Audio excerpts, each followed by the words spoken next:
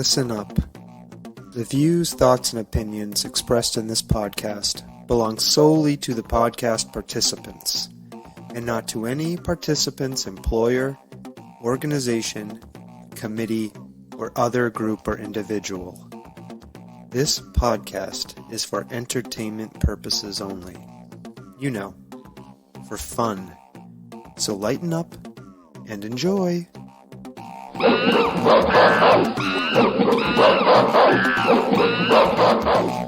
Oh, Stomping Jen. Here we are. Episode what number? 95. 95. Oh Five my God. away from 100. 5 away from triple digits. Crazy. And I'm really excited. We have a wonderful guest with us for this episode. Tell us who it is. Her name is Chelsea Sunday Kline. She is a Pioneer Valley activist, sometimes politician, and what else? Lots of things. She's going to tell us all about herself. And she's going to tell us all about herself and the amazing things she's doing in the Valley. So hang on. We will see you on the other side of the intro music.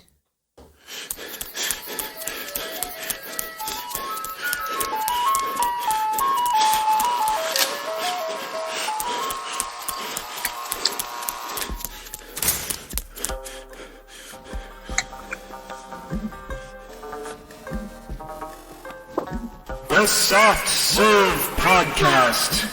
Creamy, delicious ideas without the creepy truck. All right, Stomping Jen. I'm just looking at your intro. What are you looking at? And you What's had all wrong this, with it? You had all these words that you didn't say. I know. I write all this stuff down and I never say it. I think that's some kind of mental block I have. All right. Well, episode 95. As I said, we're 5 away from 100. It's crazy. What an accomplishment that I have done. 95 Yes. Congratulate me, please. plus hours Yes. spent. Oh, many pluses. Some of these episodes have been 3 hours long. Yeah. They've been absolutely nuts. Well, on this episode, we have a really interesting guest with us. Her name is Chelsea Sunday Kline. So let's say hi to Chelsea. Hi, Chelsea. Hi. Hi. Thank you for coming on. And I totally bungled your introduction, so I'm going to give myself the podcaster's slap up beside the head. Thank you, Stomping Jen. I deserve that. I'll give it another one. So, Chelsea, thanks for coming to talk to us, and we'd like to kind of turn it over to you to tell us about yourself. What do you want people to know about you? Who are you? Hey, thanks for having me. This is really, really fun and cool. I always struggle with how to introduce myself, maybe because I don't fit into a single category. But I guess first and foremost, I am a writer. I'm also a little bit of maybe a rabble rouser. Or an activist, I guess, an organizer. I am a mom of 3, and that's a really important part of who I am because I do a lot of writing about motherhood, and I do a lot of thinking about motherhood and the way that it transforms people, parenthood for sure. And that has really informed the way that I have a lot of compassion for human beings and the human struggle. And that's a big part of being a mom, right? Is sort of opening up these heart channels and being a compassionate human being. So being a mom, I think is a first and foremost, I guess, even though that's not what I started with, but I became a mom when I was a teenager. So I've been a mom for a long ass time. But you did say I was a politician. I am not a politician. I did run for office, and that was connected to being a rabble rouser, and calling people out, people in positions of power, calling them out. Hit that was a long-winded intro. Sorry. No, I was just telling fine. Stomping Jen to hit that disapproval button. You get mad at me when I hit the button. No, I deserved it. Yeah. So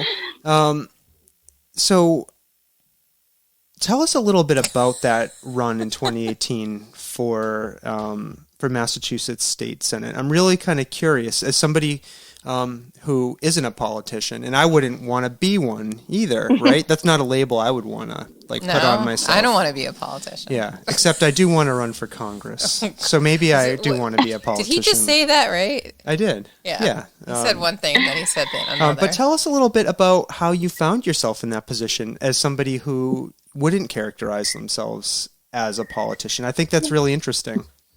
I think that you're hitting on something though, Sachi, that politician or being a politician, I think is seen as kind of negative, right? Because we think of people being maybe two-faced or kind of slippery or being really entrenched or owing favors, right? And that's how I always viewed politicians with a capital P. And it never occurred to me to run for office, partially because of that, but also partially because I grew up with not so much money. I grew up moving once a year for most of my childhood. So I grew up in kind of a unusual way and never thought of myself as quote unquote normal. I never thought of myself as being someone that could be in a leadership position, especially being a teen mom, people sort of looking down their noses at me like I was, a mess or whatever. And so it never occurred to me that I could run for office. But I was an activist, and I was someone who was really passionate about looking out for people or calling out oppression or toxic situations or naming them and pushing from the outside and really, trying to heal and fix and repair from the outside until I was seeing what was happening with the senator at the time, Stanley Rosenberg, who had done awesome things for the district and actually was a really sweet, gentle, lovely guy, which is, right. Humans are full of contradictions, right? Like yes.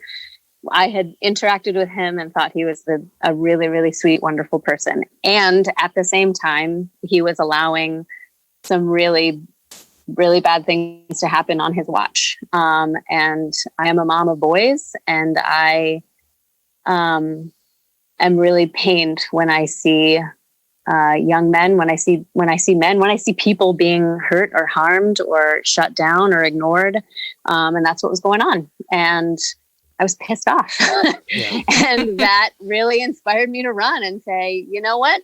A lot of people are wanting to ignore this situation and wanting it to go away and wanting to pretend like it's not happening, and can't really hold those contradictions in their mind of like Rosenberg has done amazing things for the district and Rosenberg is, a pretty great guy.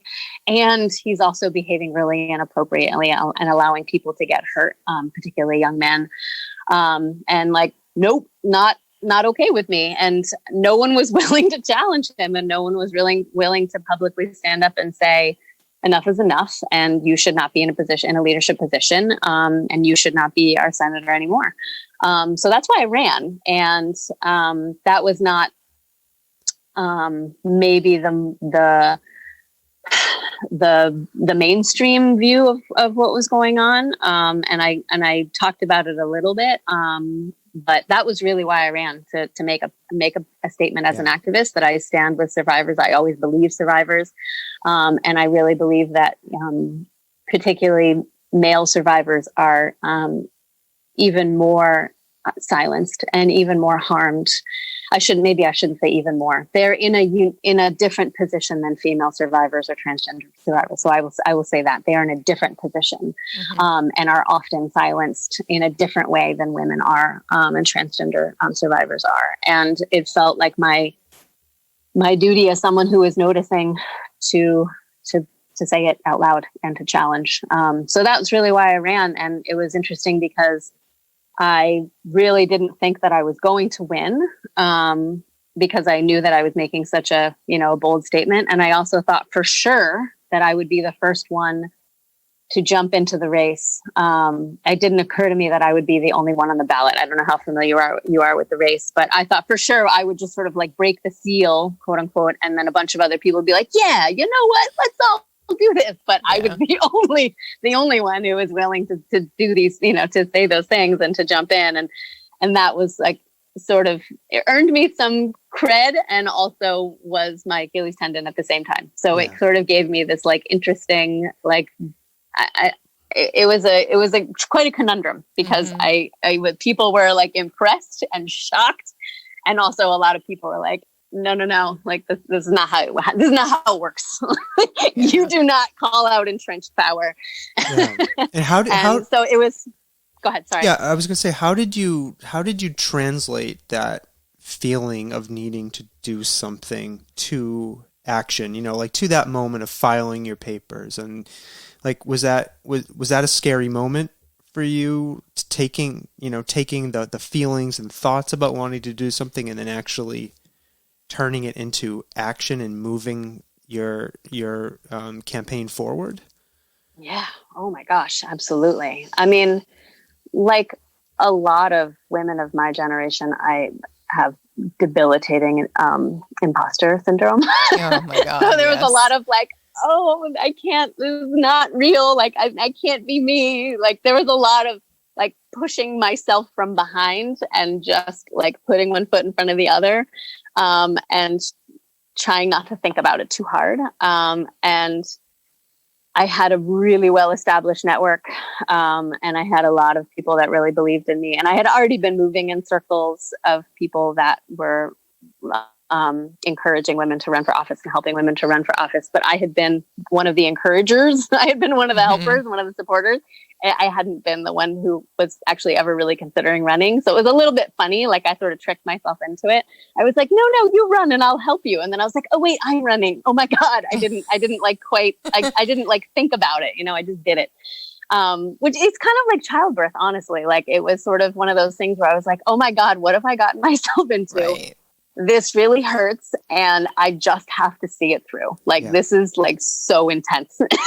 So I just like knuckled down, but yeah, it was really scary and really wild. Yeah. And I remember when Stomping Jen here ran for office in our town. And I remember how like shaken up you were after you filed the papers. Like what a nerve-wracking oh my God, yeah, experience that was for you. So but funnily enough, like you, I was pissed off about something which pushed me to run. Yeah. So you piss off women enough, they can do anything.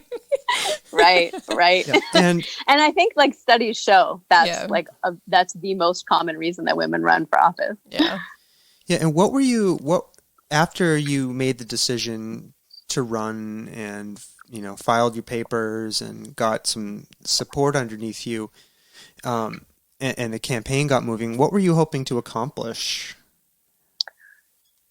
Well, I started out with a sort of simple goal of wanting to make this statement. And then as the campaign unfolded, I sort of had this ridiculous kind of aha moment of like, wow, being an elected official is like being an activist with a platform and money and power. I was like, holy shit. Like it sounds really stupid, but it hadn't really occurred to me because I was like, ugh, politicians. And then I was in it and I'm like, oh my God, wait, like I could vote on these things. Like, oh my God, wait, I could actually push these things through that I really care about. And the more that I made deeper connections with more elected officials and found out sort of more of the, the reach that they had, the more excited I was about the true progressive agenda that I was pushing forward and the things that I could actually do. Did the race ever get dirty or take a turn that you weren't expecting? Well, yeah. I'm trying to choose my words carefully. Yes, I would say so. And I think that maybe I was naive in my understanding of the established network of the status quo, for lack of a better term. All of that money and power you mentioned earlier. Yes, exactly. Yeah. Exactly.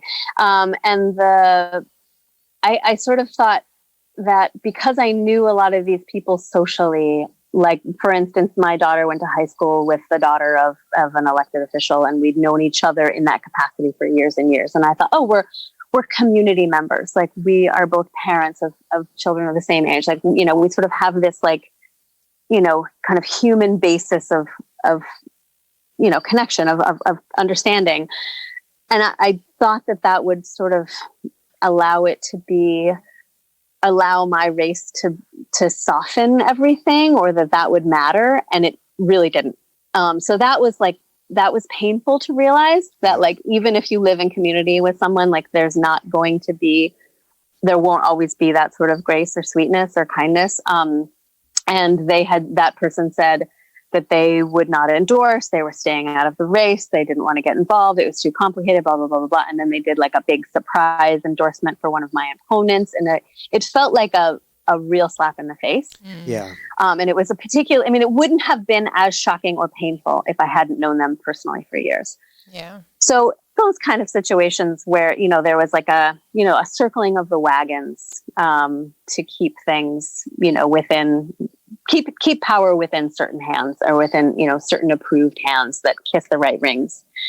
So those there was a lot of kind of moments like that hurt. And I just had to keep saying, this is not about me. Like, I know that I knew that I was poking a bear with a stick, and it growled. And I was like, all right, okay. And it tried to bite me. And I'm like, yeah, okay. I knew what I was doing, sort of. But like, how much can you really know before you're in it? You know what I mean? Uh-huh. Yeah. Yep. Yeah. That was a very knowing, uh-huh. Did you experience some of that stomping, Jen? It was interesting because when I decided to run, it caused a little strife in this household, and there was a lot of... How dare you? I supported you fully from the very beginning.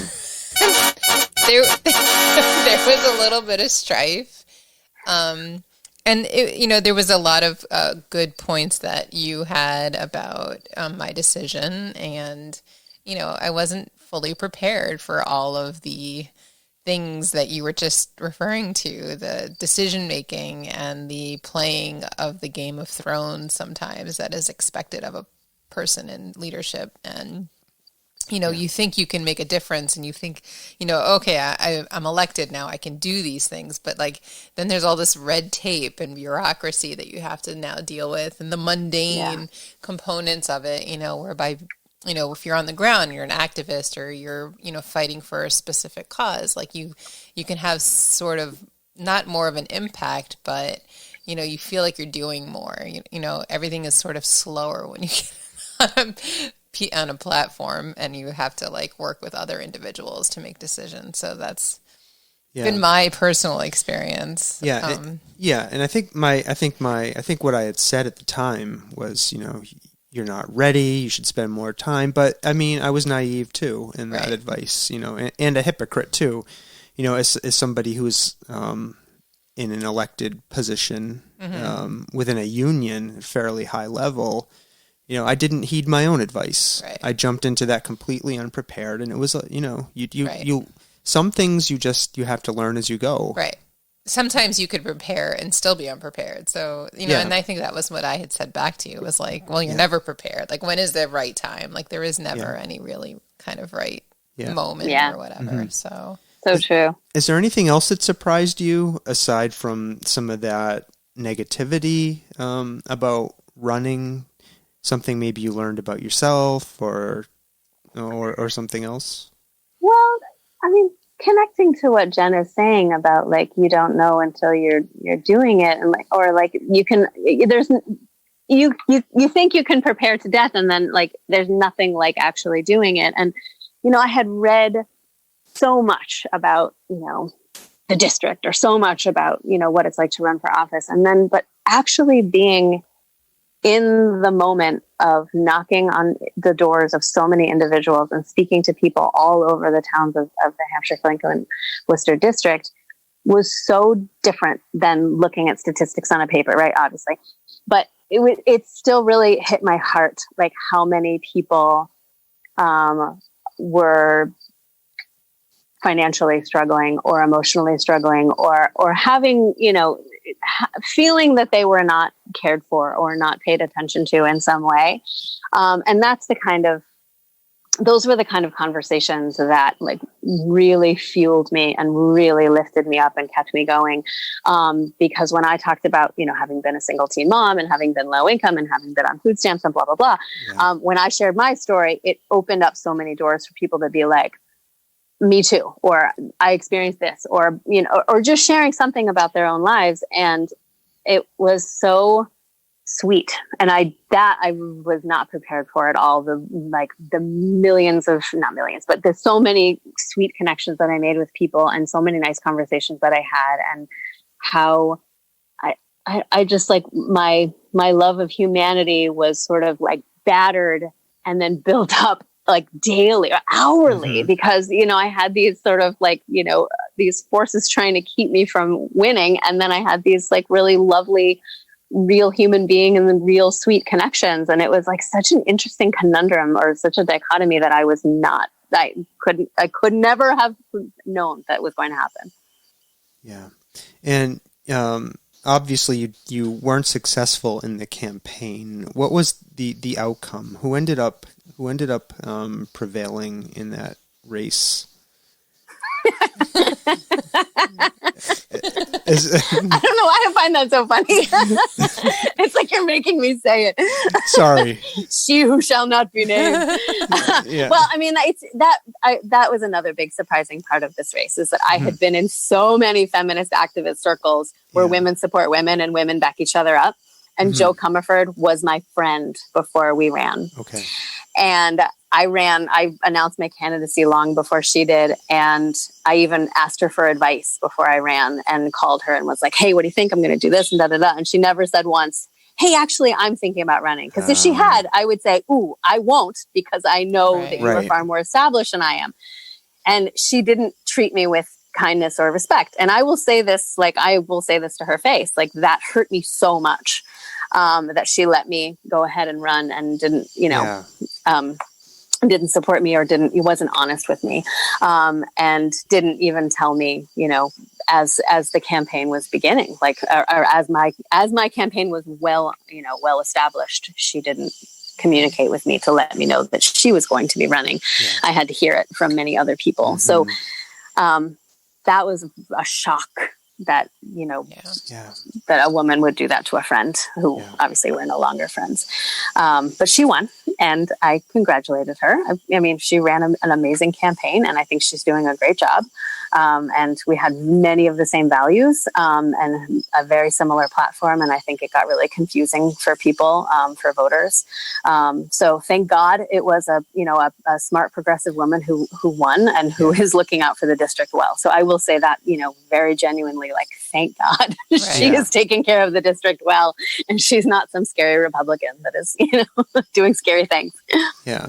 I mean, and it sounds like it was a journey with lots of ups and downs along the way, that maybe don't fully balance out. I'm not sure. I mean, it sounds like it was a not an easy experience, even though, it had some highs, and it sounds like it certainly had some lows. Would you run again?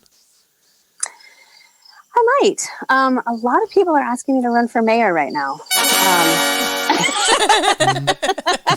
which I will not be doing. Okay. But it definitely is on my mind as something that I know how to do it now, right? I mean, right. I think it's like amnesia with childbirth. You have your first kid, and then 2 years later, you're like, oh, I can do that again. It wasn't so bad. Yeah. Which I know it is actually that bad. It's really hard, but I think it would be easier the second time, because I would, have a little bit more of a sense of what the heck I was getting into. But I might, but I am not sure at all. And, similar to you two, there was strife in my home as well, as far as people saying, this is crazy, and what are you doing? And this is really stressful. Yeah. And, Yeah. And I think, I mean, as a generator of some of that strife, like, and when I turn the lens inward, it's about fear. It's about fear of, seeing somebody, you love and care for being hurt, seeing them potentially outshine you, even though that's impossible. sorry, I'm joking. He's not. I am joking. Jen outshines me all the time. But what I'm saying is like that. In hindsight, I can see that it was about my own fear and my own uncertainty, right? And eventually, thankfully, I came around to seeing that it was something very important to you, and I got on board, quickly. But and sometimes I think stepping aside or back and giving people space to grow also isn't easy. Yeah. It's really it's a difficult thing to do. Right. The constant dance of marriage, right? Like stepping in and stepping back and stepping to the side. And it is so complicated, right? Yeah. But only speaking for myself there. Yeah. I do think that, we're setting these role models, like we're role models for our children. Like we're showing them, even if we're not successful, that they can do these things also, right? Like, so I think we deserve it. I keep touching the board. And Chelsea. That's what I'm saying. I said we deserve these. I thought you were including me in that we. How dare you? All three of them. That's right. Okay. That's right. Okay, so I'm curious what other social or political causes are important to you. What else do you put your energy into? Oh, well... You could pick a few. You could pick a few favorites. You don't have to do them all. You don't have to do them all. I mean, it depends on the moment. But I mean, I first and foremost, loud and proud, Black Lives Matter, all day, all night, and that is, a big part of my writing and my focus. Reproductive rights. For sure has been a big part of my life. I mean, I worked for National Network of Abortion Funds. I was an intern, and that was through the Reproductive Rights Activist Service Corps.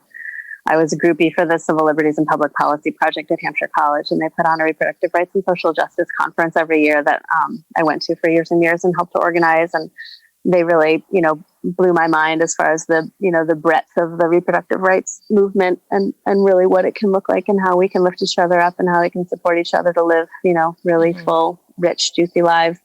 I'm very sex positive, and I think that's also, a form of my activism. And the way that I raise my kids and talking about bodies and bodily functions and all those things and, love and gender and sex and all those things. So that's a big part of who I am and what I think is really important. And I'm also very passionately protective of trans rights and trans autonomy and just loving human beings and being decent to human beings. Yeah. Sorry. He's absorbing. Yeah, I'm sitting with that for a moment, right? And thinking about, how much work there still is to do, not only, to defend reproductive rights of women in this country, and like reflecting that we're sitting here in 2020 and that is a battle that's not won, and it's shocking and horrifying, but also, with all of these old white men in office who love to think they can control women's bodies, I shouldn't be surprised by it either. Right. But here's my fear, right, is that the generation kind of ahead of ours, the peace and love generation, the 60s generation, they were supposed to be the ones to help move the needle and affect real change at the national level. And like, here we are trapped in the same old situation. Those people are now in power. They've been, in my opinion, seduced by money and the influence of lobbyists, and they haven't moved the needle. Like, here we are sitting with President Trump.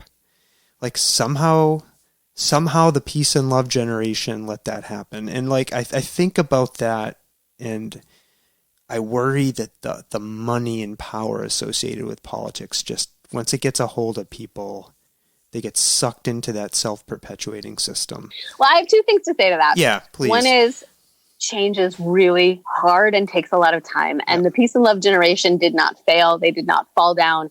like things come in waves, things move like a pendulum. They impacted so much positive change. And there's a lot of them are still with us and still, still have their little bumper stickers and still showing up to marches. So like, they're not done yet. And like, the way that the pendulum moves, like we're in a little bit, like we're in a backlash, a big backlash, which is painful and terrible. But I also think that what we can gain from that in a positive way is that it's really galvanizing people to not be asleep at the wheel and to not take shit for granted. Yeah. And what other choice do we have? Like, we have to stay hopeful. We have to stay active. Like, there's no other choice. We're not going to lay down and just give the fuck up. Yeah. I agree. Yep. I love that response. That's part of why I asked the question. You're not trying to bring us down. You're trying to get us riled up. It was funny because he posted something on Facebook today, and the response he got from somebody, he started an exchange, and it was he was sort of not pessimistic, but like it was more pragmatic and realistic and painting like how he saw it, just like he was doing now. And she was like, oh no, we can't. Like exactly like you just said, like we can't like just accept that and roll over, and like we need to like keep going, just like you just said. So so there is that sentiment out there. Good. Yes, of course. We have to stay hopeful. But also, I mean, like when things are feeling too easy, then people kind of tune out and do other stuff, right? Mm-hmm. Like, I mean, when I got into reproductive justice, it was, I guess, the mid 90s, and we couldn't fathom that Roe v. Wade would ever be rolled back. Like it was like, it was like a done deal. Things are fine. We can pay attention to other shit. And then when it started to be, eroded and there were like attacks started to mount, then it was like a wake up call for us to not let our guard down. So I think it's important for these like terrible, as terrible as they are and the atrocities that are happening, like this is all very acutely painful and terrifying. And it's also important for us to keep our guard up on the left and to like stay vigilant and stay hopeful and not get slack. Agreed. Yeah. Yep. I noticed too when I was creeping your LinkedIn page earlier that you've worked with non-traditional college students. Can you tell us about who they are and what you learned from working with them? Oh, what a great question. So I was a non-traditional student, and I think technically that really means anybody over the age of 24, even though that's also a little kind of squishy. It just means like someone who's not doing the like standard college path of straight from high school, age 18, going right into a residential situation. I mean, essentially, more and more students are becoming "quote unquote" non-traditional because they're taking gap years, or they're doing it online, or they're working, or whatever they're doing. Like people are kind of doing a little bit more of a piecemeal, kind of set up to earn their degree, or they're getting it later, which is becoming more and more often more frequent because people are trying to decide what they actually want to do with their lives, or waiting till they're more financially whatever. So the students that I worked with were over the age of 24. That's how we sort of defined it. But generally the women that I worked with were in their 30s, 40s, 50s. I even had a woman in her 80s. And like I said, I had been a non-traditional student. I went to Smith College as an Ada Comstock scholar. So I already had a kid. I was in my late 20s and had somewhat of a clear sense of what I wanted to do. So I sort of got in and got out instead of, doing the sort of more traditional path of like meandering and exploring and blah, blah, blah, blah, blah. So what I learned from those women, I guess that life is long, and like it's short, but it's long because we can have so many chapters. And the women that I worked with, from plumbers to even, people who had run their own business, like so many incredible, strong human beings that had done so much already and didn't feel complete without a degree for various reasons, which is, partly the sort of smoke and mirrors of higher ed, but also partly because, becomes such a threshold for jobs, but also, like it feels good to earn something, right? And to have this, this piece of paper saying, I'm an educated human being, even though we know education comes in so many other forms. And it was so exciting to work with these women that had, so much so many stories to tell and so much ahead of them. And they were able to, pull from their backgrounds and to, build on what they had already lived through and grow in new ways that they had never expected. So it was really a really joyful time in my life working in higher education with these older women. And I was talking earlier about the imposter syndrome. It pained me, the lack of confidence that I saw in so many ferocious, awesome human beings. And that really kept me going in the work of just like, "Gah, like, you're so amazing. Let me just hold up a mirror." So that was like my number one job, is just holding up a mirror and being like, look how great you are. Look how great you are. Look how great you are. And that was a really, really fulfilling work. Have you stayed in touch with any of those people after their journey? Mm-hmm. Yeah, they're in all different kinds of positions and all different jobs now. Yeah. I got to run a really cool program called the Women Empowered as Learners and Leaders program. That was sort of part confidence building and part career prep, and then part experiential learning. And I got to revamp the curriculum while I was there and do some really, really fun things with it, and bring in contemplative practices and teach some, basic mindfulness, and bring in some like really cool service learning stuff. And it was so fun. So you were a non-traditional student as well, and I think I'm hearing that helped you maybe even push you into that particular work and helped you probably do it more effectively because you had experience as a non-traditional student. I'm curious, like, how were you acutely aware of kind of your non-traditional status as a student at that time, and how did you feel? Did the college support you in that, or is it something they didn't really pay attention to at that point? Well, I think, and I would guess that things are different. I mean, obviously totally different now, but I mean, sort of aside from, the virus shaking everything up, I think that older students are a bit more accepted. Not that I wasn't accepted, but I was just such a small, I was part of such a small cohort. I mean, at Smith in particular, like, they're a very residentially focused school, and they're pretty focused on, the 18 to 22-year-old set.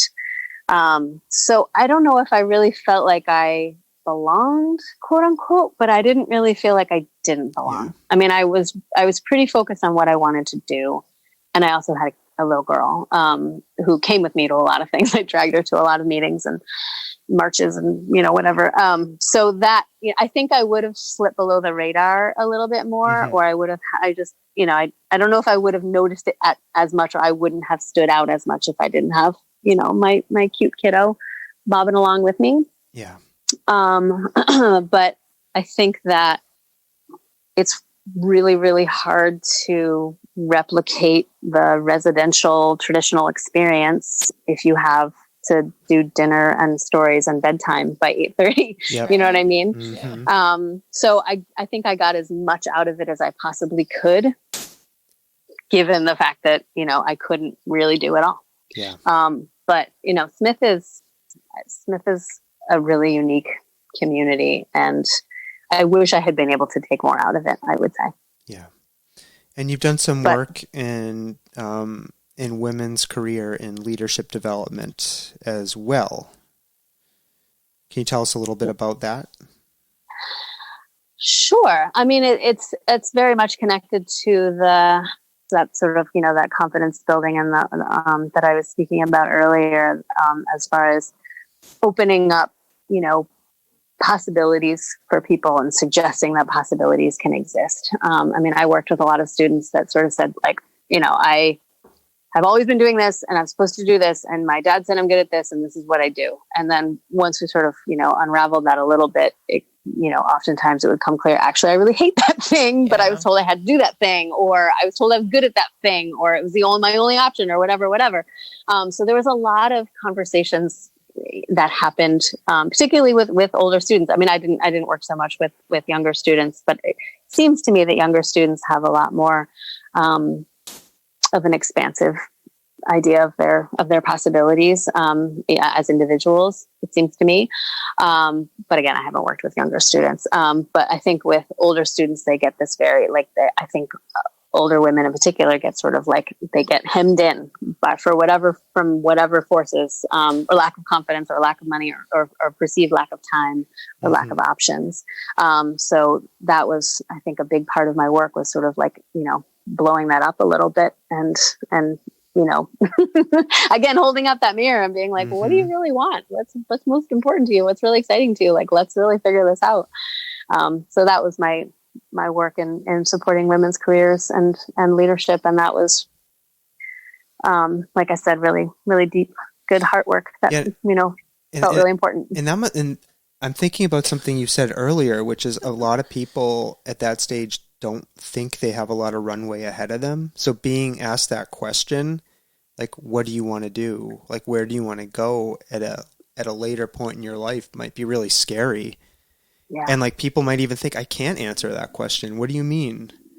Right. I'm in my 30s or 40s and I've got nowhere left to go, and I think that's a really hopeful thing to do to get them to think that, there is more for you. Right. You don't have to be hemmed in. Right. The scarcity model is. Sorry, I'm reading this completely different, I think, than you are. I'm saying that I think for older students, right? Yeah. They may not think that there is a lot of opportunity ahead of them.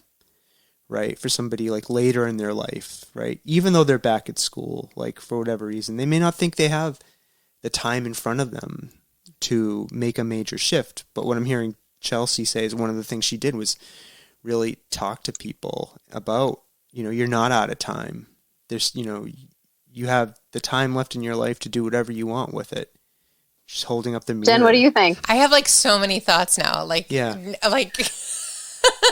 Well, okay, like these are the things that come up in my head. Like when I went back to grad school, after being in the quote unquote real world for almost 5 years, and I just remember sitting in. I went through an MBA program, and we had this professional seminar course, and they were like, "Well, where do you want to be in 5 to 10 years?" And I wasn't a traditional MBA student, even though I went back for that, and you think MBA, high powered, I've never taken that very seriously. And I just remember her looking at me and I was like, well, I'm going to have a family in 5 years. And she just looked at me and she was like, why are you here?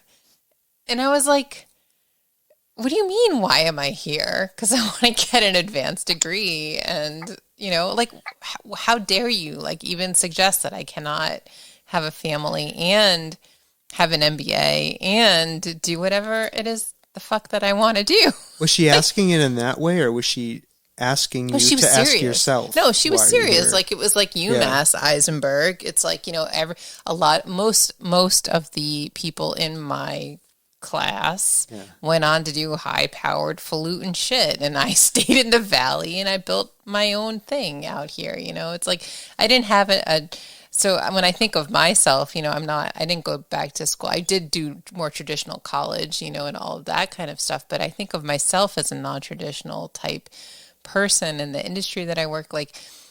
Sorry, I'm not going to go off. I have diarrhea of the mouth. But when I think about I started getting tattoos later in life after I had my children. And, I had this very specific course where everything I did sort of led me into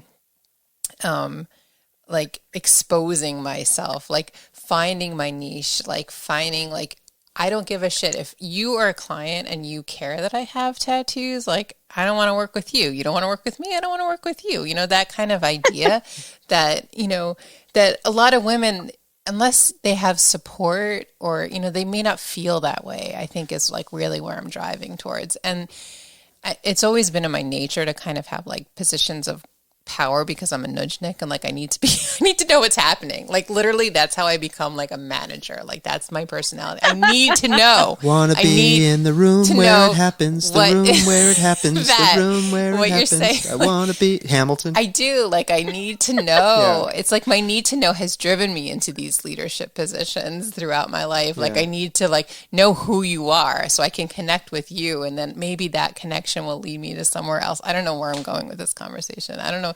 I've like led us astray, but that's like when I was listening to you talk, that's like, those are the things that were coming up for me. Yeah. And then I think about the fact that you and I talk, Sawtooth, about, he's always felt that, he's sort of been boxed in. So it's like the flip side, right? He's a man, but he feels like he's boxed into what he is doing right now. And I'm constantly reminding him, I'm like, you don't have to, like, you want to write a book, like, just do it. Like, you're not, he's like, I'm too old. I'm like, no, you're not. You're never too old. I need that mirror that Chelsea has. Get over here and hold that thing up to get that thing over here and hold that up. So we're not empowering women, we're empowering all people, but like, this idea that like, it isn't too late. You can do those creative pursuits in your life. And that's what I mean. Like life is short and long, right? Like it goes so fast, except when we really slow down and be like, my God, we have so many chapters and we have possibilities if only we like have the cojones to like grab them and do it, right. Which is really, really scary and hard. I'm not trying to minimize that at all. It is fucking scary and fucking hard. Mm-hmm. Yeah, and when we believe in ourselves and when we push ourselves and when we say, I'm going to write that damn book, then we can do it. Right. Yeah. Right. Exactly. Changing gears a little bit. I noticed your two degrees are in religious studies. I thought that was really interesting. How did you come to study religion?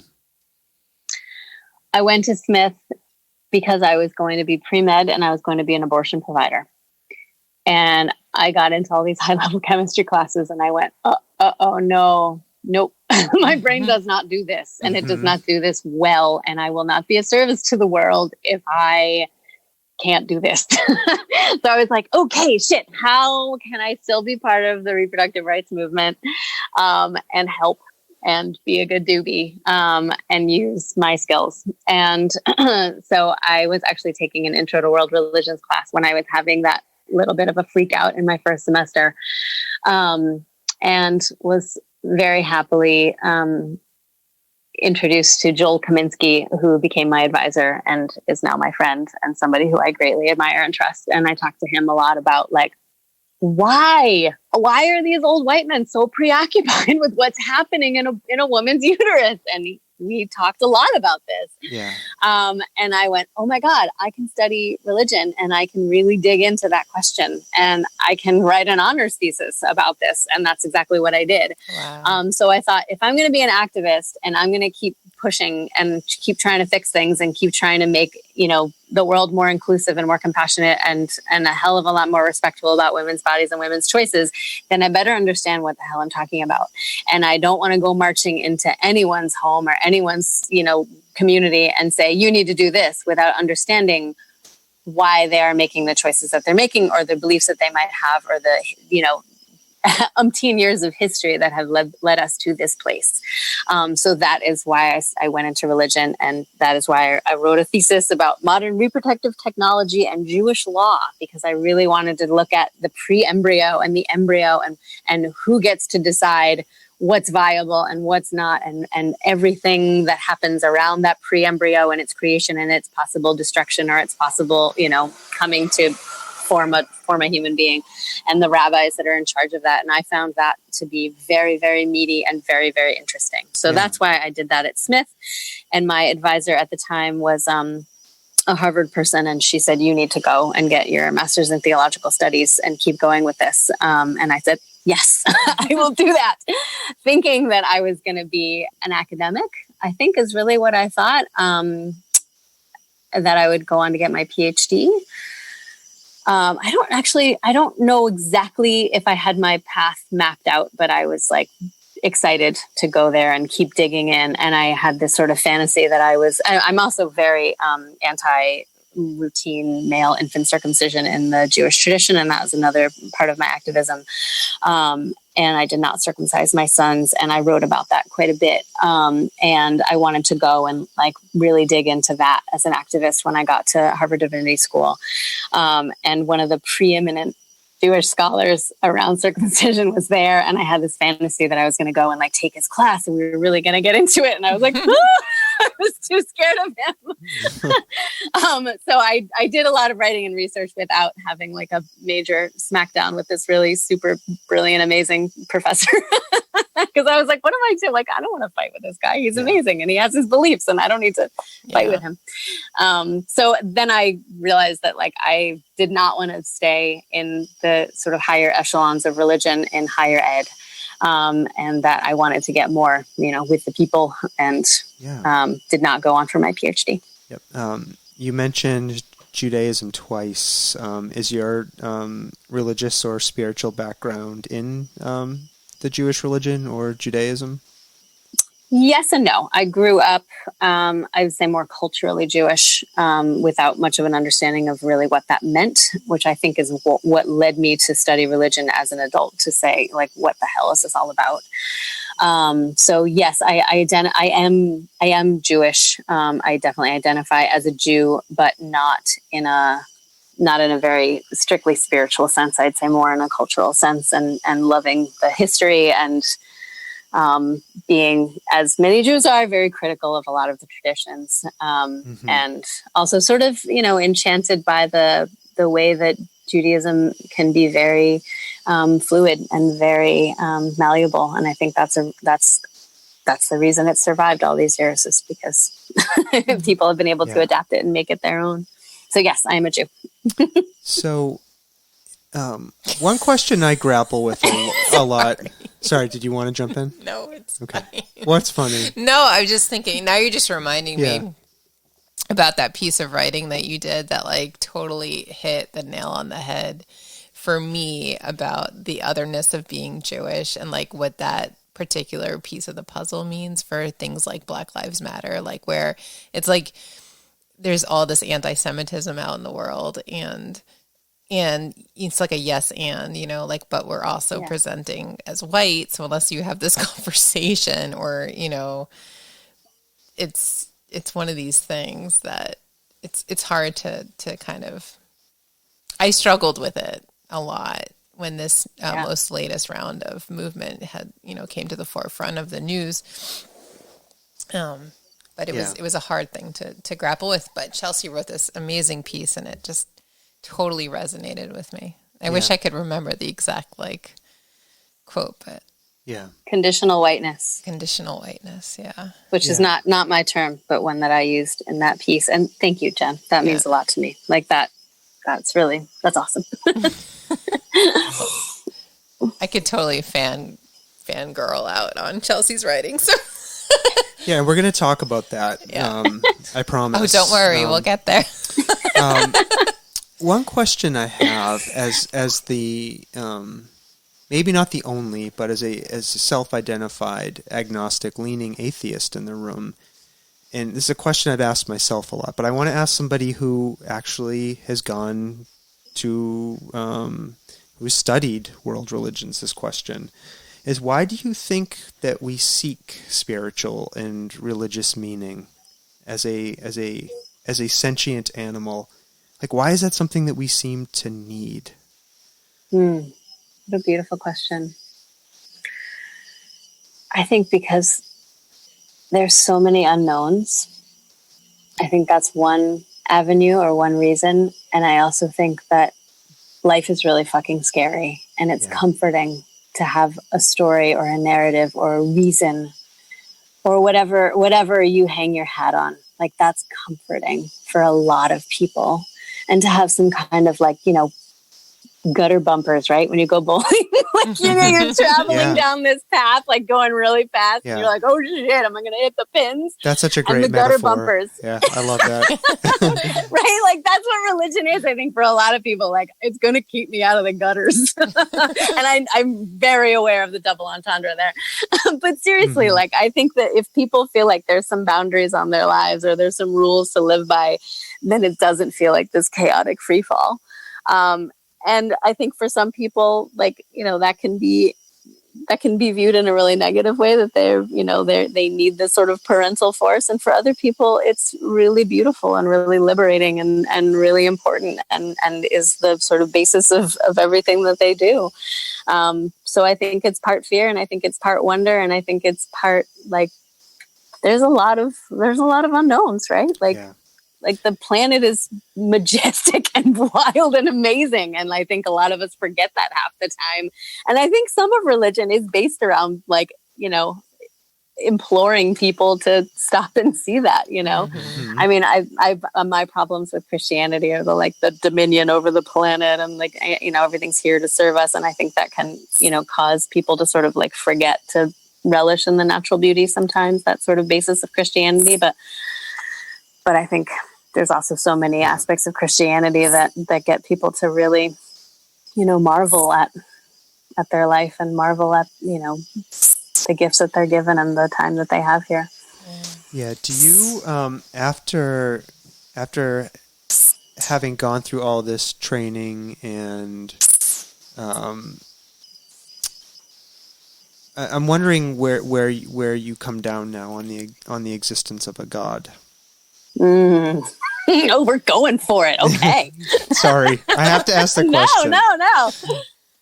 Oh, when I talk to my kids about this, I say, and this is really what I believe, that I think God is different for every single person. And I also think that God is everywhere.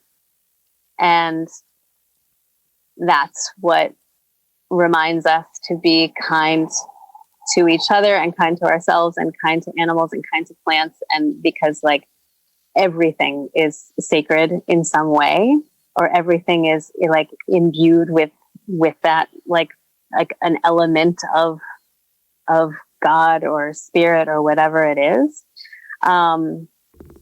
And like, our definitions can shift moment by moment, and each of our views can shift moment by moment. Like, I just see it as a sort of like ever shifting spectrum of understanding. Yeah. So I have like a very sort of expansive and loosey goose view that's sort of all about being gentle, I guess, really. So I'm not like a bearded father figure in the sky. Yeah. What do you think, Stomping Jen? It's so interesting. So I, like you, I'm culturally Jewish, but I don't really have much more of a connection. For some reason, I'm really thinking about this morning. I was reading this, I think it was an article about a book called Clean. The book is called Clean? The book is called Clean, and it's about he's a doctor, he's a something. He wrote a book about skin and about how your skin is this, like, one of your major organs in your body. And there's so many things that live on your skin and are pooping and like eating your skin and like doing all, like, you have like, and I think about that, right? And I think about, on my fingertip, there's probably like so many creatures, right? And so when I think about that,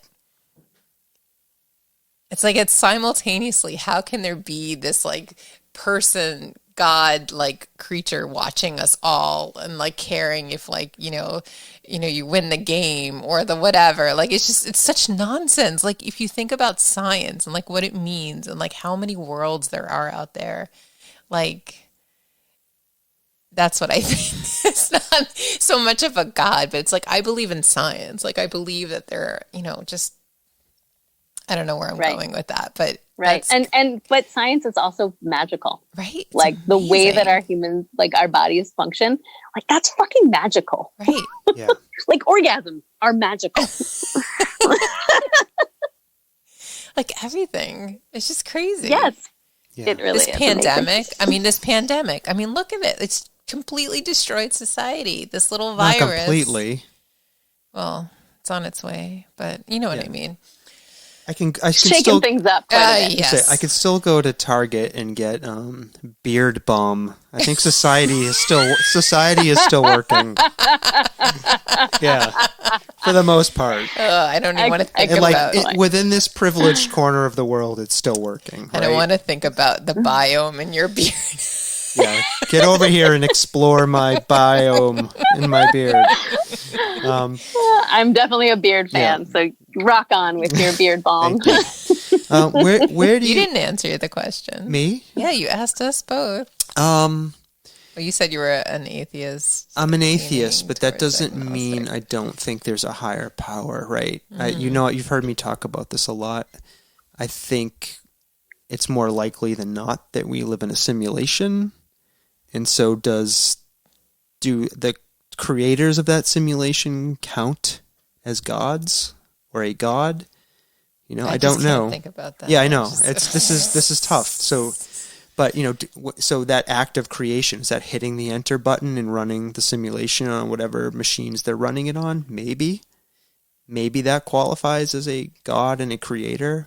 But do I believe in a omniscient, sentient being watching over us? And like you said, you know, getting involved in the Red Sox game? No, probably not. I don't believe in that. So, you know, and I think that leads me to the question about what do you think, as a religious scholar of sorts, about an afterlife, and would your question be, or would your answer be kind of similar? Where would you come down on that? Oh God. Sorry, Sorry. Asking all the hard questions tonight. This is too. If you don't want to go there, that's okay. We don't. have to. No, let's go there. I really don't know. Yeah. I mean, I really bristle at the thought of there being like punishment and purgatory, and like that just seems so like such a sort of like just a juvenile, you know, setup. This like threatening, you know, wagging finger over your head for your whole life that, you know, this bad thing will happen if you're bad. I just really don't believe in that. I think of, you know, energy sort of being like dispersed and redistributed and reconfigured. So I have more of like a, you know, a little bit of a softer view. But I don't know. What about you two? I mean, for me, it's something I desperately want to be a thing. Yeah. Right? Because I think, you know, like a lot of people, you know, the thought of my consciousness ending terrifies me, right? It's a scary thought for me. So I want that to be able to go on forever. So what about you, Stomping Jen? Yeah, I don't. No. It makes me so sad, you know, it does. It makes me sad to think like, you know, like I'll never see my mom again or my grandparents or like whatever, but. Yeah. Well, it's interesting. Will you though? Like, I don't so know. I've had a number of dreams, I think, that maybe sometimes make me question this idea about people's energies living on in some form where, like many people, like all of us here have probably lost somebody close to us, and some of those people have appeared to me in my dreams, and in those dreams, like it's weird. They're almost like lucid dreams where I've had the conversation with them, like, well, you passed on. How can you be here? And then we just have this whole conversation, and like one was with my grandmother. She's like, well, I got to go. It was really nice, seeing you after all this time. And then I woke up. Yeah. Like, it was just so weird because it was so her. And it didn't feel like really a dream. Cool. It didn't feel like a dream. Yeah. But again, I'm not going to double down on that. So I don't know. I love that story though. That's really cool. I mean, I think that falling in love with friends or with whoever, that sort of makes me believe in that redistribution of energy, as that I said, like, what is that? Like, how can I just look at someone and be like, I know that I love you. Like maybe we knew each other in this other way, or parts of me knew parts of you in another way, in another configuration. Like that kind of like, that gives me a little bit of a thrill. Like there, I think there's something to it. Like, I think falling in love with people is, I don't know, that really sparks that kind of like, there's so much mystery here, Yeah. Well, I hope so. That's all I can say. So. I know. Yeah. Digging a little bit kind of deeper in this realm, if it's okay. I noticed also that you've done some advocacy and some work around end of life care. And that's something that's important to me, is having had 2 loved ones go through the hospice process. So I'm curious about, I wanted to ask how you got involved kind of in that area of human work. Yeah, very, very much related. And very much related to reproductive rights when we're thinking about who has a say over their body and what happens in that body or with that body, and at what time, and who's in control, and who we believe. I mean, it's mirror parallel arguments. And that's what really opened my heart to that work, is because when I saw that, people were suffering or feeling trapped or feeling unheard when they were suffering or simply wanting autonomy over their bodies. And I was exposed to Death with Dignity and that movement, mostly when I was running for office. That was an issue that I needed to research before a debate, or, it was an issue that was on the table in Massachusetts and still is. And the more I read about it, the more I realized that this was really important to me, and very much connected to activism work that I had done prior. And so I spoke publicly about it when I ran for office, and stood firmly in my support of Death with Dignity. And then that sort of put me on the, kind of national radar as a vocal supporter. And so I became the interim executive director of End of Life Choices New York, where there's a big push to legalize, and a big push that's been going for a while to legalize in New York State. So that work, like I said, very much aligned with what I had been doing before, and supporting activists and supporting constituents, and they had a lobbyist. So it was a lot of fundraising, and a lot of organizing, and a lot of sort of strategic thinking about, like, how can we stay a step ahead of the critics, or the people on opposing sides to the movement, and how can we how can we make this into law, and how can we allow people to have control over their bodies, is really what it came down to. Yeah, it's interesting. When my mom was really sick, I remember talking to the physician about choices, right? Yeah. Treatment choices, or not to treat. And he's like, I can't tell you this while I'm on the clock. He's like, come see me in an hour. And I remember going and talking to him afterwards, right? After he had punched out and he wasn't on the clock. And he was like, he basically said, your mom's really sick. She's never going to get better. The best thing you can do right now for her is to get her to a hospice and just let her body do what it wants to do. He said we are fighting an uphill battle. The decks are so stacked against her, right? Like, and I think about how he couldn't tell me that on the clock, right? And how that was a bad thing to tell me.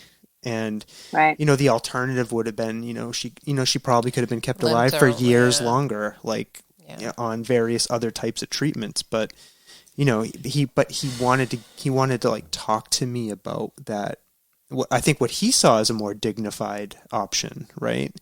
It's like get her to a place where she can, be comfortable, and and You struggle with this, though. Not so much anymore. I mean, I was plagued with nightmares for years about the decision. Like, yeah, I would walk into a room, and I would see my mom sitting in a bed, and she'd be like, "Oh, hi." I'd be like, "Well, what are you doing here? You passed away." She's like, "No. You didn't mean to do that. I'm still alive. Here, have a slice of pizza." And she'd be like eating a whole pizza. Like, it was like the weirdest dreams, though, where like like you said, my parts of my brain struggled with it for a long time. Now, how long has it been? 15, 16 years later, I'm much more comfortable that we did the right, we absolutely made the right decision, but, but it leads me to the question, I think, why are we so afraid of death? Like, I know the obvious thing is, because we end, right? But right. I think culturally, I'm thinking, like, why are we so afraid of death for other people?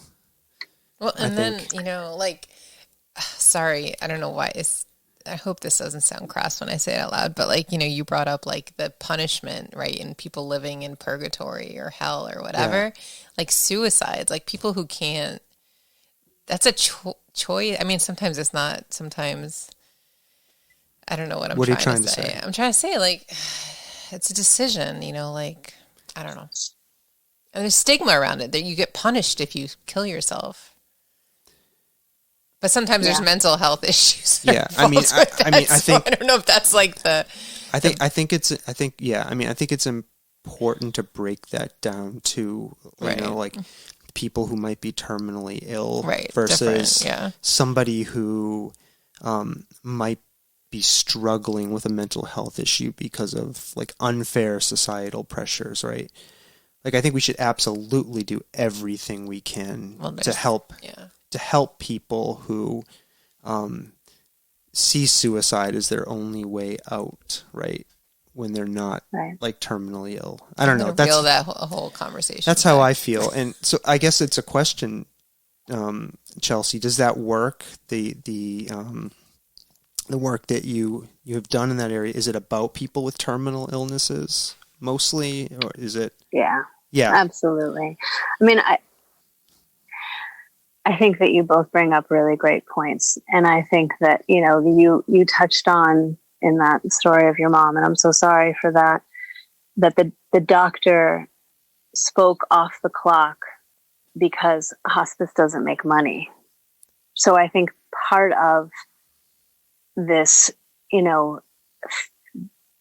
extreme discomfort with death is that a major part of our culture is the, preserve life at all cost, that has been perpetuated by our hospital industrial complex, which is a money-making machine and keeps people alive well beyond what many people want or many people can afford or even makes any sense. And so when he had to punch off the clock so that he wasn't speaking on hospital terms or hospital time, you just really got to the heart of it, right? Like, he was speaking about your mom's in her best interest and looking out for her as a human being, not as an agent of a giant corporation. Yeah. And so there's that piece of things which has made us removed so much of the natural process of aging and dying. And this, of course, our obsession with youth and everything new and shiny, but removed our interactions with aging and dying and the natural ways that people do die, and taken so much of our agency away from us, so that I think it's added to the terror and made it so much more of an unknown and really disempowered us and really disconnected us as human beings. Yeah. And also, people get shuttled off to die too. Yeah. So many times. Right? Nobody wants to watch it. Yeah. Right. Yeah. And And I think there's a lack of, like Chelsea was saying, and like you're saying, there's a lack of education around it, right? Mm-hmm. We get lots of education around birthing and being new parents and, how to run a life, in theory, although some of that's bullshit, but nobody, I don't know.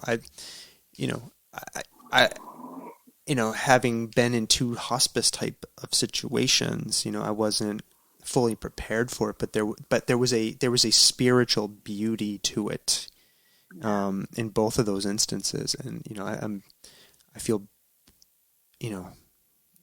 lucky that I was able to be there, but, also, it was, also intense.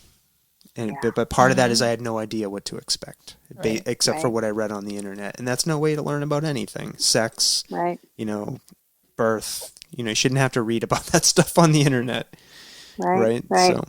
But I think all of the education and empowerment that goes into childbirth or running a life, like you said, like there's money to be made in helping people understand those processes. And there's a lot more money to be made in keeping death hidden from people, because there's that, like, if only, and the endless sort of perpetuating of life that sometimes is good for people, but not always. And it's not a one size fits all. Right. And that's where the money is made. And that's what's so scary about it. Yeah. And I don't think that the powers that be in those realms want us to know that there can be so much power and spiritual beauty, as you said, in the hospice process. And people are not talking about it. Yeah. And also I think it makes people uncomfortable for all the reasons that I said. Like, people don't want to talk about it, and we really should be talking about it. I also was with a very close friend of mine when he died, and I had no idea that it was going to be so special and so amazing. And I mean, it was terrifying and hard, and also like exquisite. Yeah. That is I think a good way to characterize it. Have you written about this topic in any of your writings? You mentioned that you write a regular column for one of our local papers. Is this something you've written about? No. And it's so funny that you say that it didn't occur to me, actually. I really should. Thank you. I will. I mean, I think it would be a beautiful piece. I would look forward to reading it. What other types of stuff have you written about for our local paper? Well, for the paper, I'm limited by my audience and my word count. I mean, I write for the Daily Hampshire Gazette, and I have like a 900 word column. So that's pretty tight. And I also, really try to pay attention to my audience there, or, the audience of the Gazette, which is, Western Mass. And, I'm sure you are familiar with the sort of, the breakdown of the readers around. It is actually very adorable, though, that my readers tend to be, like ulder, white, pretty, good-hearted people that want to do better. I get a lot of Unitarian Universalist people that like me, which is like, it makes me so happy. I'm like, oh, you guys are so sweet and adorable. Yeah. Actually, right before the pandemic broke, I was supposed to go and speak at the Unitarian Universalist Society in Amherst, and I was so excited about it. And then they were like, everything is halted. I was so bummed. So for that column, though, my goal for that column, I would say, I mean, the editor-in-chief, Brooke Hauser, she's so fantastic. She was just sort of like, you're wacky, and I just want to see what happens when you write for us. That was it. Like, she didn't give me any rules. She was like, you have an interesting brain. Do whatever you want to do. And which was like really freaky. Because I was like, give me some fucking boundaries. Give me some rules. But actually it's been fantastic. So like every month, it's like I either pay attention to, a particular, news piece or, particular campaign or something that's like, really, really relevant in that moment. Or if, I feel like I can sort of widen the lens, really my goal is to, challenge people to acknowledge whatever privileges that they might have and utilize those privileges to do good, I think is really the goal of my column at the end of the day. And how I get there really varies. But no, I have not written about death and dying and death with dignity, and I really, really should. So lately it's been, I've been doing more interviews and amplifying voices of activists in the area, which is really exciting. It's such a great thing to have a reason to just sit down and talk to people like you two do. Yeah. It's really fun. It is fun. It is. You mentioned that the type of writing you do for the Daily Hampshire Gazette has some tight boundaries around it. Do you do other writing for yourself or for another venue that isn't so doesn't have such definitions around it? Do you write poetry, fiction, something else? I write, I guess, sort of first-person narratives about my experience as a mom and as a feminist, I guess, is really the best way to describe it. David Sedaris is sort of my hero, and I want to be the raunchy lady version of him, who's also a mom of 3, so it doesn't quite fit, but whatever. I love it. And I'm very inspired by David Sedaris. But I have a blog, and I put a lot of my stuff on there. And I should probably do a little plug. It's chelseakline.com. Isn't that what people... And we'll link to that in our show notes, people who are listening to that. I'm not a self-promotional gal, so it feels really awkward, but whatever. And then I also write for Medium, which, as you know, anyone can really write on there, but I sometimes put, some of my bigger pieces that feel more polished up on there. And I have like 3 books that are in various states. One of them is like a novel, which is fiction, which is, I think well underway, give or take. And then I have a collection of short stories. Actually, my novel is called Grief Migration. And that is about, I guess it's actually a lot about loss and about sort of finding one's sort of, finding oneself on the other side of loss through storytelling, I think is really the best way that I can summarize that book. And it also has a lot to do with who's left behind, particularly with a lot of the trans murders that have been going on. So it's the story of a partner of a trans individual who goes on to sort of put their life back together afterwards, and telling the stories of their love. And sort of healing in that way. Wow. So that's Grief Migration. And then my short stories are called Women's Work, and they're short stories about like the the shit that women do to survive and to feed their kids or to keep themselves safe or alive. So I actually am like a really funny, goofy person in real life, and then I write about these like kind of serious, intense things, and I'm like, but I'm funny, but I'm not actually. I don't think I'm actually that funny. Which I'm like, it's a little bit of a mind fuck for myself. I'm like, but I write funny things. I don't think I really write funny things. I think I write like really serious, kind of hard, like rough things that are sometimes a little bit funny, maybe. Yeah, I think you started out by acknowledging people are really complex, right? Yeah. I think that's where we started a long time ago. A long time ago. Yeah. So I think, we're complex. We're not just one thing or another. I think. Sorry, and I know that you're not finished because you only told us about 2 out of the 3. Oh yeah, sorry.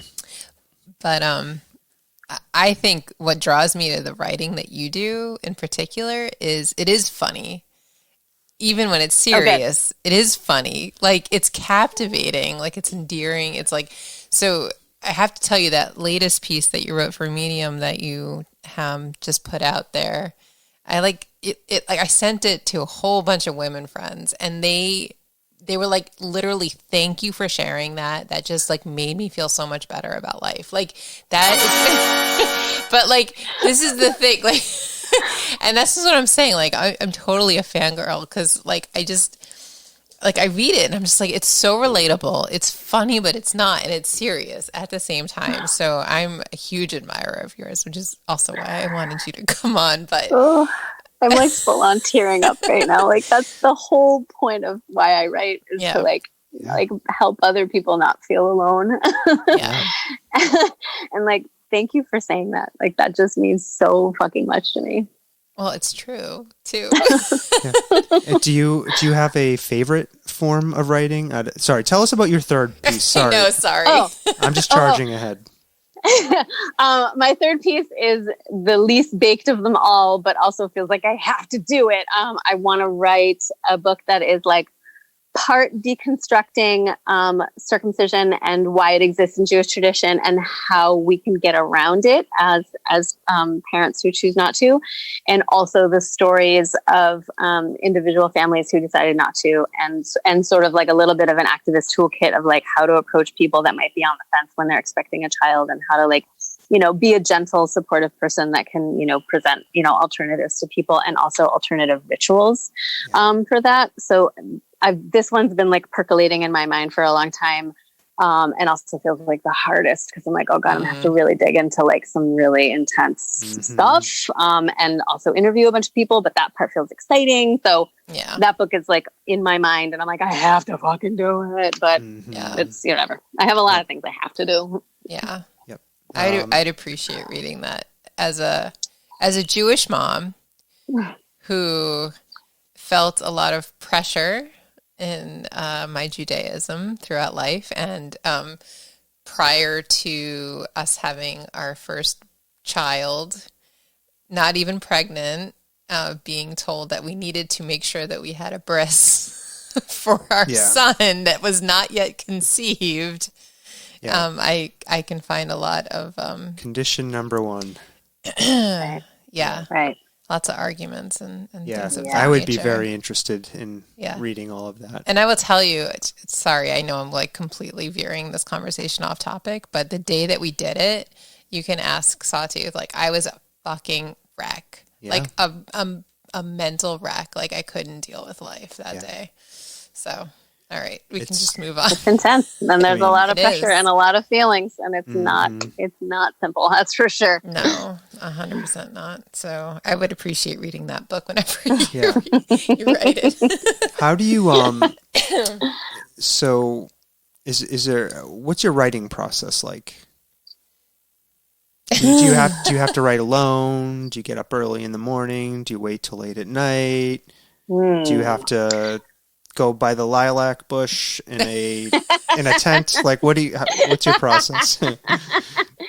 Well, I will speak to my process now because everything is so different. And we're in this for a while. And so I'm, you know, whatever. There's my old process and now there's my process now. Yep. But I think that the things that are the same between before and after coronavirus, are that, you know, something will strike me like, I'll have a little kind of a kernel of a something of a thought, and I will just sort of like noodle it to death in my mind. And so much of my writing happens before I'm actually sitting down. And sometimes things feel really, really urgent, and I will just do like a voice memo in notes in my phone, and I will just like blah, blah, blah, blah, blah, blah, blah, and like get some of the bones down just so I don't lose, you know, particular phrases or particular points that I want to make. And then I can kind of go from there. Like the blank page is terrifying. So if I have just a couple of keywords or a couple of things to hang my hat on, then that feels a lot more comforting to me. And I used to have alone time. I do not have any alone time anymore ever. So I used to be like, like I have my and I would sit down and like have like a really concentrated, you know, time. And now I'm like constantly like sort of hiding or making some kind of like negotiations with, you know, with my parenting, I guess. It's like, all right, if they have a movie on, then I can go and do this thing. Or, you know, if they're laying down and doing a thing next to me, then I can kind of bang out a little bit. So there's a lot of like stolen, you know, little moments. But a lot of it is really just like internal and, you know, and brain churning. And I like wake up at 3 a.m. a lot and really like chew on ideas. And I swear if I actually had the discipline to get up and write then at 3 a.m, then my writing would be a lot better. Cause I have really cool ideas at 3 a.m, but I don't actually write them down. It's kind of terrible. Yeah. but yeah, a lot of it is, you know, a mental hamster wheel situation. And then I can kind of like spit something out onto the page, but it takes a lot to actually get there. I know you mentioned before that the editor you work with at the newspaper you like and is good. So I'm not talking about that person, but have you ever worked with editors you don't like? Or have you had a difficult time with? You know, actually my mom is an editor, and it's funny because she's every time I put something out without asking her, she's like, "Ugh, misspelled somersault." It's so funny. I mean, that's actually how she met her husband. This is like, I'll tell you the story very briefly. She loves murder mysteries, and she was gifted like a shopping bag full of his books, and she just like inhaled all of his books all at once. But she's an amazing editor and like a speed reader. And so she just started fucking emailing him like, "Hey, book 5, page 57, you used the wrong there," or whatever it was. And so he ended up firing his editor and hiring her and falling in love with her. And now she does all of his editing, Oh my God. all of his marketing, all of his book tours. And they're like peas in a pod. And so, and he writes murder mysteries.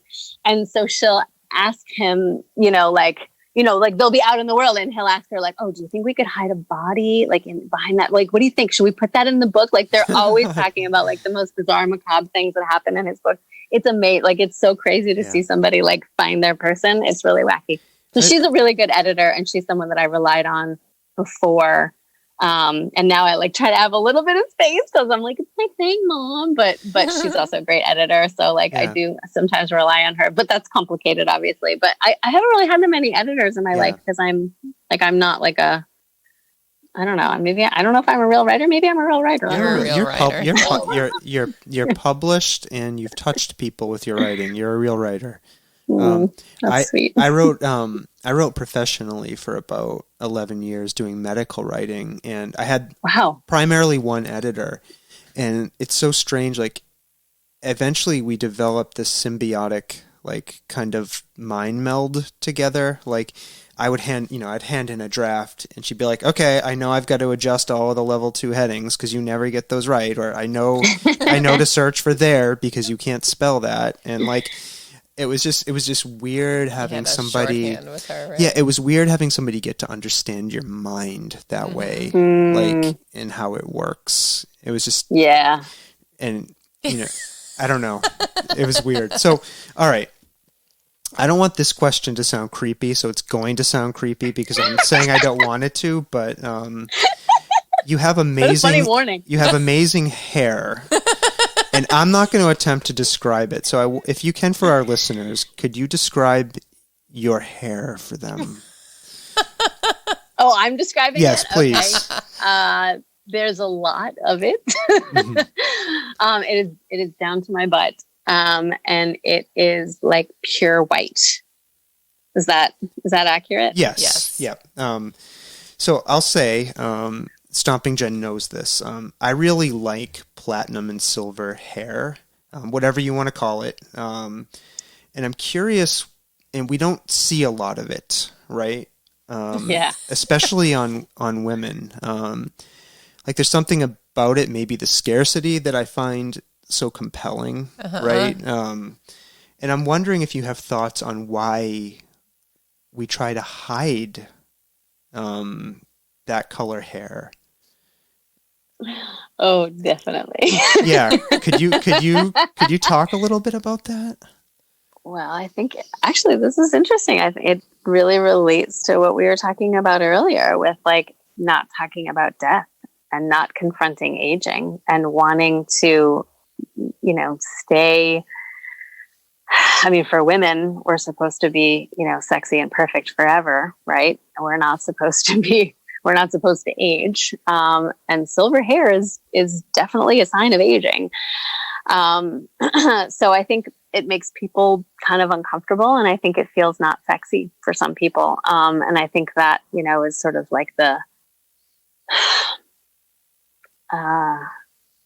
that's considered to be a failure, I think, for women to not be sexy anymore. So I think people are scared of letting their hair go white. So we've been fed a lot of bullshit, right? About like what we're supposed to do and all the products that we're supposed to buy in order to follow those fucking rules. Yep. So that's my thought in a nutshell. What do you two think? Yeah. I mean, I would agree with that. As an experiment, how long has it been? I stopped shaving 2 years ago. 2 years ago. Like 2-ish years ago, because I like came to this realization that 1, I hate shaving, and 2, I don't know what it's like to not shave. So I said, okay, I'm going to stop shaving, and it took longer than I would have wanted to admit to feel comfortable with it, you know, because of societal pressure to like shave it and get rid of it, and you know, yeah, you know, right. And that's saying something in Western Mass too. Oh, I like, know, right? If we're feeling uncomfortable in Western Mass, then like there's no hope for the rest of the country, you know? Right. Now I have to deal with like my beard and my mustache, but those still irritate me. Those are my only moments of zen, or tweezing my chin hair. Yeah. Okay. You get it. Yeah. That's right. Yes, I do. Me too. Like my favorite hobby. I had to find like a good like spot in the sun so you could see them all. Like, hell yes. Yeah. Do you? Yes. Do you feel like Stomping Jen people still like look at you because you know your unshaven pits? You know, if they do, I don't actually even realize it anymore. So that's how comfortable I've now become with it, which makes me feel better that it took so long. I mean, it makes me feel better that I don't have to think about it. I do sometimes on my legs be like, oh, they're hairy or whatever, which, you know, like, but you can't even see it, which is like the weird part because I'm fairly fair anyway. So you like literally asked me the other day, like, did you shave your legs? And I was like, no, they're still hairy. Don't worry about it. Yeah, it's interesting as a man who is, except for my face, you know, and my my pubic region, I am like relatively hairless. I'm like a naked mole rat, and I like all of my life people have asked me if I shave like my legs. If I shave my arms, if I shave my chest. Yes, that's something I've been confronted with like all my life. Yeah. Not so much now because I don't interact with many people like without a shirt on. Like times are different now. Well, you were a lifeguard. Let's just like set the stage. But you should have just left that hanging. It would have been so scandalous. But I think my point is it's interesting that I've grappled with this expectation a lot of my life that I should be hairier, like as a man. Like I just can't be who I am and have the hair I have. Like, no, you're not hairy enough and masculine enough. So many rules. Right. All of these rules. Right. I think what's unique though about Chelsea's hair, not so much that it's white or silver or whatever color it is, it's that it's so long. You know, because for women, you don't see a lot of long hair, like really long hair on women past a certain age, you know, because I think. Well, what is that? Why? Well, I can say, so for me, I cut my hair after college against Sawtooth's desires. I cut all my hair off really short. And I'm glad you did, because you should not do the things you know what I mean? Like, well, I mean, you should do yes, of course, but I did it anyway. And you still love me and you still married me. And, but for me, it was like, I just didn't want to deal with it anymore. Like, you know, I have so much hair. It's not long like yours, but there's so much of it, you know, that I just didn't want to deal with it. And I was putting it in ponytails all the time. And I'm like, it's not healthy. It's not good for my hair. So cutting it was healthier for my hair. And it's like lower maintenance, right? Except for the fact that you have to cut it more often. So I think that's why women cut their hair when they get older most of the time. So seeing somebody with long hair is fairly unusual past a certain age. I mean, although, like, you know, for my little one, for my 10-year-old, I'm just like, can you please brush your hair? You have to take care of it. If you want it long, you have to take care of it, you know? Right. How do you care? How do you care for really long hair? It is a pain in the ass. Like, there is something to be, it is true. And I actually joke with my husband that like, I'm like, I wonder if people think you have like a really intense hair fetish. Like, I wonder if they think that I have long hair because of you. Because he's always like, oh my God. Like my hair is like, I no joke. We had a moment today where we found one of my hairs and we couldn't tell if it was, fishing line or my hair. I like seriously, like it is like that kind of like white and strong and thick. And my daughter and I were both pulling on it. We were like, is it fishing line? Like, I'm really not even kidding. We were in the lake today. And so poor Greg is like pulling them out of all sorts of places all the time. And like, yeah, it's a lot, you know, and it is not his preference. It is my preference. It is definitely my choice. But we do laugh about it. Like we were wondering, people are like, why does he force her to have that crazy long hair? You know, people have all kinds of fetish, whatever. It's whatever. It's me. I like having my long hair. I don't even exactly know why. But yes, it is annoying. And yes, it gets in the way. And I have it up almost all of the time in a variety of braids or buns or whatever. My husband is a woodworker and he makes me actually really beautiful hair sticks all the time. Like I have a whole variety of hair sticks just to put my hair up. But it's very minimal care. I do use a purple shampoo. I think Lanza is the kind that I use, and that really like enhances the white. So for people who are considering going white, I always recommend that. Like once they kind of get past the grow out phase, is like use a purple shampoo because it like really makes the color really like sparkly and special. And I never ever brush it, and I never ever comb it. And I use the Trader Joe's Shea Butter hair mask as my conditioner. It's like $3 or something. And I use like a good palm full of that and just like comb my fingers through my hair to get rid of tangles and let it sit for 3 minutes and then rinse it out. And then I use a massive handful of, like any kind of hand cream, like no joke, like just like whatever, like crappy hand cream or whatever in my hair. And that's what I do afterwards. And then just like braid it and let it dry that way. That's it. I don't blow dry. I don't do anything. If I cut it, I do it like by myself. Like I just do tiny little trims by myself and I don't go to any salon or whatever. Wow. I was a brunette. Like that is a really funny thing about me. Like I used to have hair your color, Jen, like super dark brown. But I am an Irish Jew. So what? And I also had a baby when I was, I got pregnant at 18. So I think the shock of all of that, I don't know what. But I started going white when I was 14 and I was a little punker. So I had a totally shaved head and I could see the little like silver little bits coming in on my little shaved head and I tweezed them out and they, as white hair does, they sent out search parties. They're like, one of our own is missing. And so it's just nuts. And send in 7 more. Yeah, exactly. Yeah. So I battled it for a while and dyed it. And then I was like, this stuff stinks and it's expensive and I hate it. And like, what am I doing? And I decided to stop dyeing it and see what happened. And so not to say that it's for everybody, for sure. It is the way that I'm comfortable being, but I also know that I'm, whatever. It's a choice that can make some people uncomfortable. So that's crazy. But you don't brush it. I'm actually intrigued by the fact that you don't brush it. That surprised me. Never, ever. I don't own a brush. That's crazy. Yeah, it would puff up like a big freaky tumbleweed, I think, if I did. I don't know. I've never brushed my hair, though. See, I don't brush my hair, but that's because I have the curls. Yeah. And what I do, it's funny. I do it like very rarely, just like as like a funny thing to do. And it does frizz out like crazy. It's so terrible. Yeah. Yeah.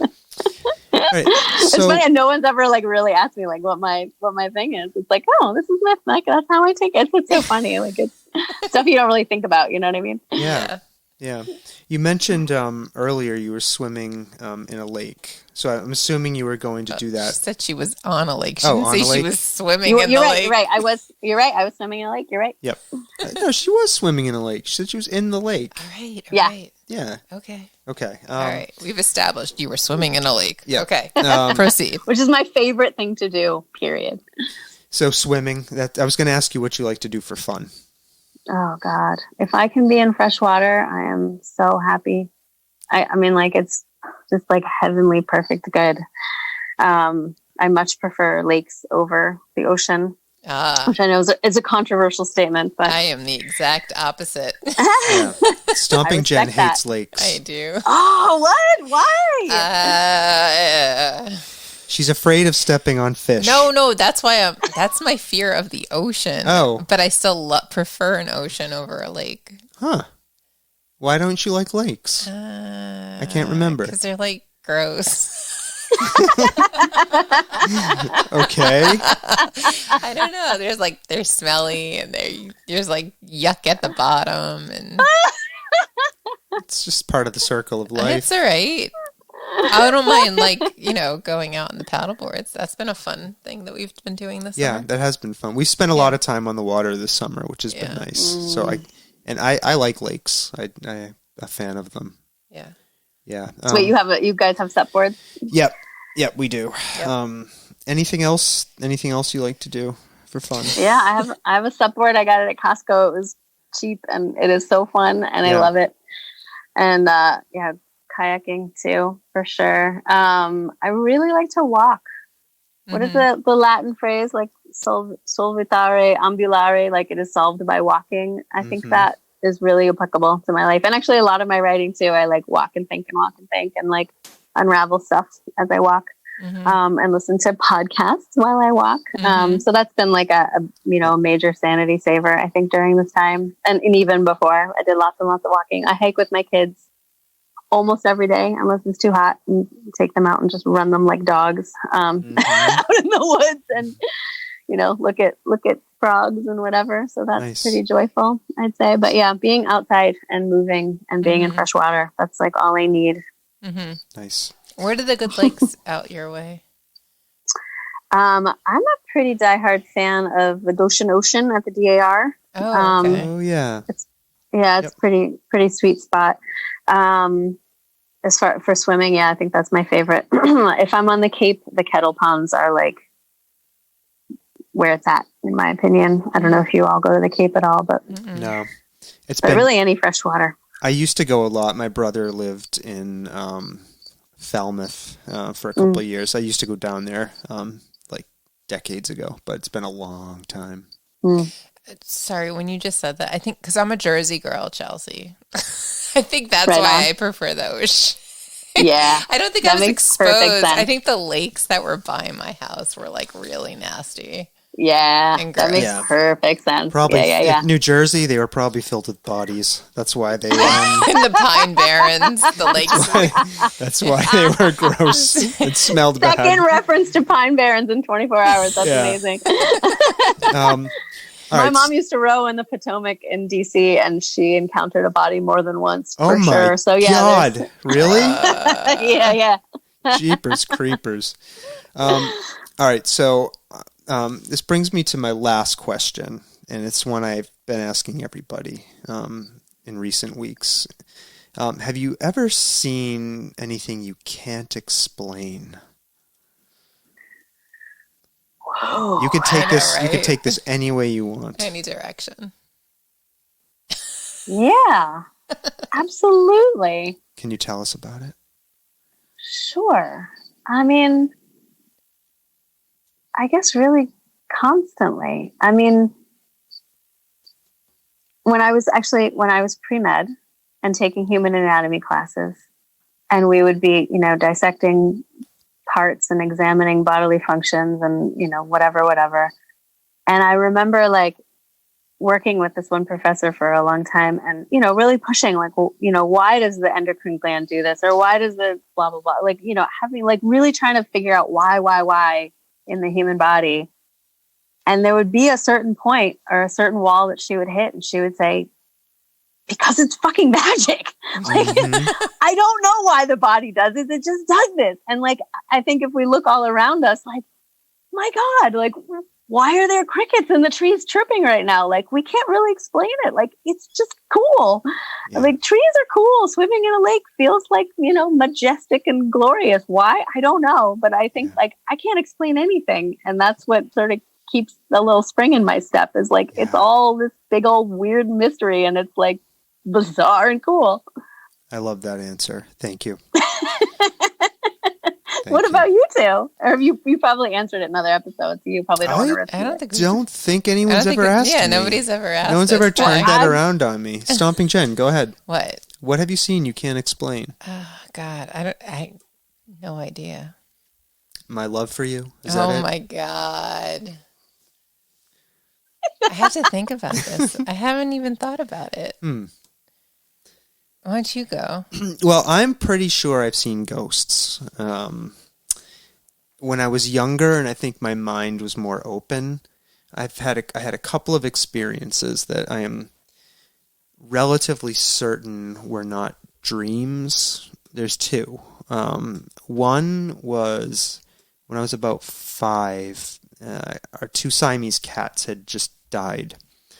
They died a couple weeks apart. And after the last one died, I remember coming down the steps and walking past a chair. Like, this is playing out like a movie in my mind. And I remember seeing the cat sitting on the chair. And in my 5-year-old mind, I was very confused. And I stopped and I looked at the cat, and it opened its mouth to meow, but no sound came out. And I reached for the cat, and then it just disappeared, kind of slowly disappeared. And you were awake? I think I was awake. Another experience I had was around the same age. He's fully prepared for this question. Yeah. Well, these are 2 things that I cannot explain. Okay. And I could come up with more, but it's a similar thing. About that same age, I went outside, and I remember by the garden, I saw an old lady standing there by my father's tomatoes. And I remember seeing her, and she kind of turned to look at me. And I can see her as clear as, anything. And she just kind of faded away again. So I think those are ghosts. And I remember both of these incidents as clear, but in my mind, as a kid, I just accepted that they were ghosts. I was like, oh, okay, that was weird. They didn't seem scary to me. Yeah. But I can, those 2 memories are emblazoned in me. And they feel different to me than dreams, because I remember scary dreams I had. Anyways. But have you seen anything similar since then? No, I don't think I have. Now, I've had very strange, what I would call psychic experiences. I'll tell this story real quick. So when I was in the Army for a couple of years, and I remember, so to make a long story short, I was taking a class somewhere way across a base that I was at. And I remember I was taking a nap because I didn't want to go all the way back to the other side of the base where my roommate was. I remember, so I took a nap, and I remember I woke up from this dream where I was lying under my bed, and a snake came down through the mattress and crawled into my throat, and I couldn't breathe. Wow. Right. And so I sat up from the dream, and this happened in my other room that was all the way across the base. Right. It's there's something wrong, something is seriously wrong. So I actually went back to the other side of the base, to the barracks, and I found my roommate in the bed, next to where mine was. It was across the room, but he had taken a bunch of pills, and he was in the process of an overdose. Wow. And I ended up saving his life. Mm-hmm. Oh my goodness. But it was this weird thing where I had this horrible dream that woke me up, and this feeling that I had to get back to the other room. That's remarkable. And it was just the weirdest thing. Mm-hmm. It was just this compulsion. I had to go because there was something wrong. Yeah. No wonder you asked that question of other people. Well, there's a lot that's unclear. That's not explainable. Yeah. He's also on the search for Bigfoot and aliens, so Yeah, I am. I may not be so deeply spiritual. Yeah. My brother just moved to Oregon, so Yeah, I hope to get out. I hope to get out there and go Bigfoot. It's like his hunting dream to go like hunting for a couple of months with a camera. to go searching for a Sasquatch. Yeah. Yeah, maybe I'm just too pragmatic. I don't know that I've ever seen it. Well, you don't have to have an answer. It's okay. Right. Sorry, I feel obligated now that Chelsea's asked us. I have to think about it. I'll get back to you. I'm going with my love.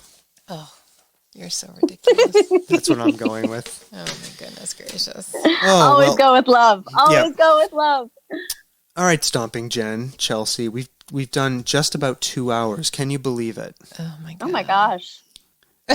Wow. That's what everybody says. Yeah. That's pretty remarkable. I told you we could talk and talk and talk and talk and talk. You What do you guys have think? great questions. Oh, thank you. They're all sawtooths. They're not all me. You asked questions. Oh, okay. No, I think No, we you guys just, you really surprised me, and we went in places I was not expecting at all, and I definitely learned a lot tonight. and thank you for going there Yeah. with us. You know, I really appreciate it. I think people are going to find this conversation really enlightening and interesting, and Yeah. you're a really interesting person, and thank you for talking to us. Likewise, you too. Thank you enough. This has been totally enjoyable. You two are great. I love it. Thank you. I'm so excited. All right, so are we ending Stomping Jen? I think we should let Chelsea We'll let Chelsea return go. to her life. Yes. All right, so I'm gonna hit the outro music. I'm just gonna say to everybody listening to this once again, thank you for listening. Thank you. Please subscribe, download, tell a friend, leave us a review Yep. on Apple Podcasts, whatever that is. Whatever. Yep. And Whatever medium and platform that you're listening on. And we love you. We love That's you. it, right? Just wear a mask. Wear a mask, Wear a says mask. Stomping Yeah. Jen. For Please. crying out loud. Just wear a mask. All right, and Stomping Jen, what do we say to people? Bye now. All right, Chelsea, any final words? Thank you so much. This was lovely.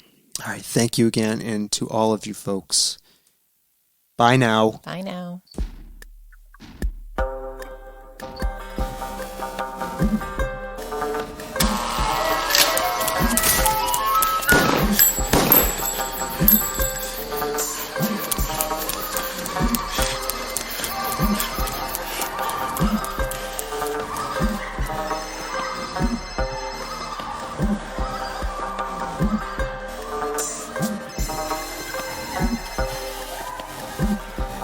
Good evening, my fellow Americans. America knows that this world of ours, ever growing smaller, must avoid becoming a community of dreadful fear and hate. Those who have freedom will understand also its heavy responsibility. That all who are insensitive to the needs of others will learn charity, and that the sources, scourges of poverty, disease, and ignorance will be made disappear from the earth. And that in the goodness of time, all peoples will come to live together in a peace guaranteed